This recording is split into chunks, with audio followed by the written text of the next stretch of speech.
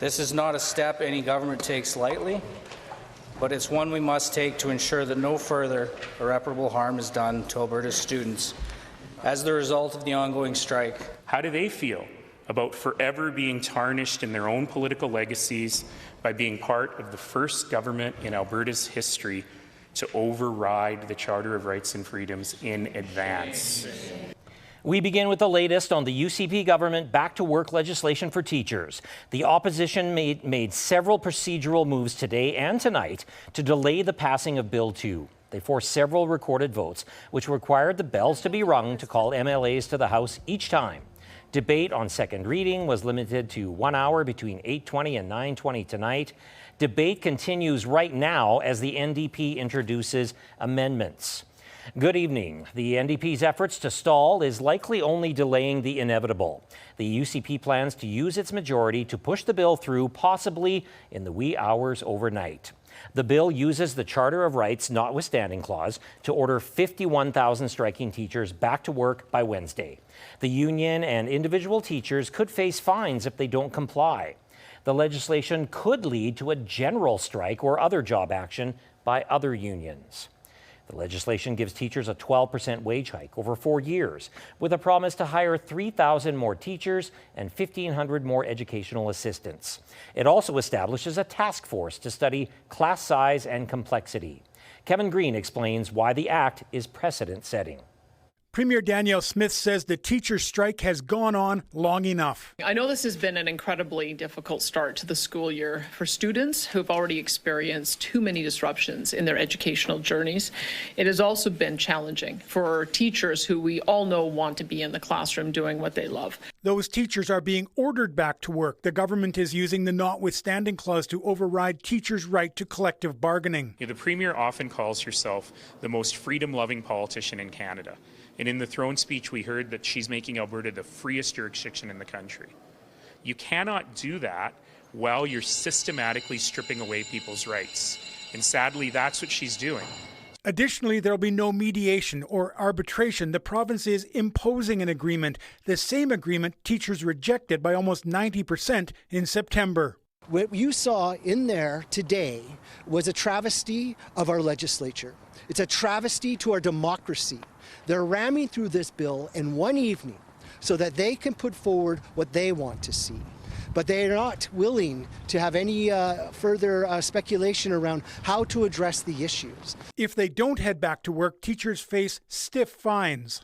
With penalties of up to $500 a day for individuals participating in a legal strike action and up to $500,000 a day for organizations.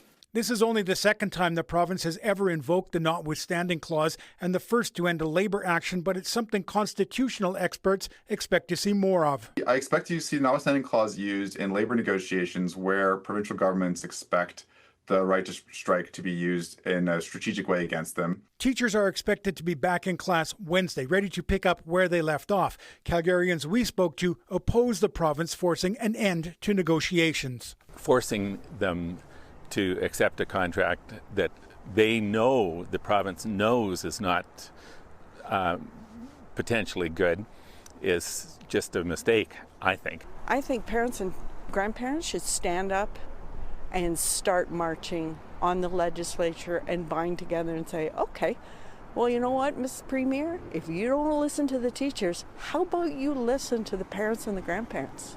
The Premier says she wants students back in class learning on Wednesday morning, but there is no provincial plan on how they'll make up that lost education time. The Education Minister says that's up to individual school boards. Well, they've just come through an election, and the Calgary Catholic Board has its first organizational meeting post-election on Wednesday.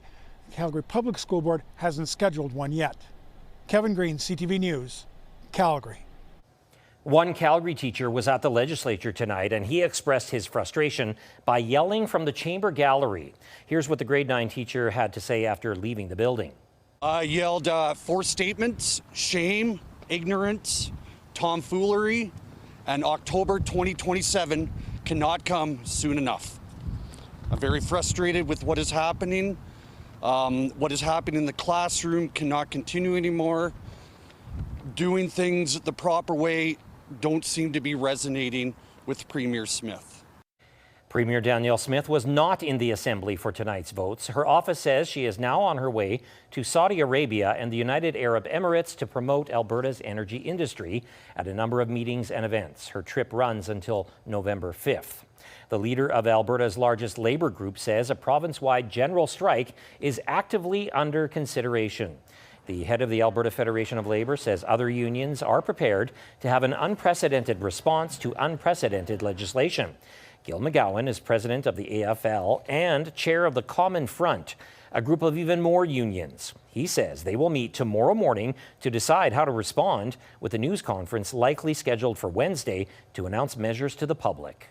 With these fines, the government is clearly trying to bully the teachers into compliance. They're trying to threaten them with bankruptcy as individuals.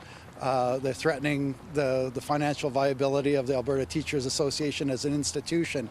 But I just want to make it really clear that if the government puts a gun to the head of the teachers and they're not able to continue their strike, then we in the broader labour movement will stand where they're not able to.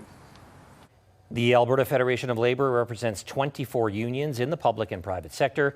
That includes 175,000 Alberta workers. The Common Front includes 400,000 workers. Meanwhile, some high school student groups tell CTV News they are planning walkouts in support of teachers once classes resume.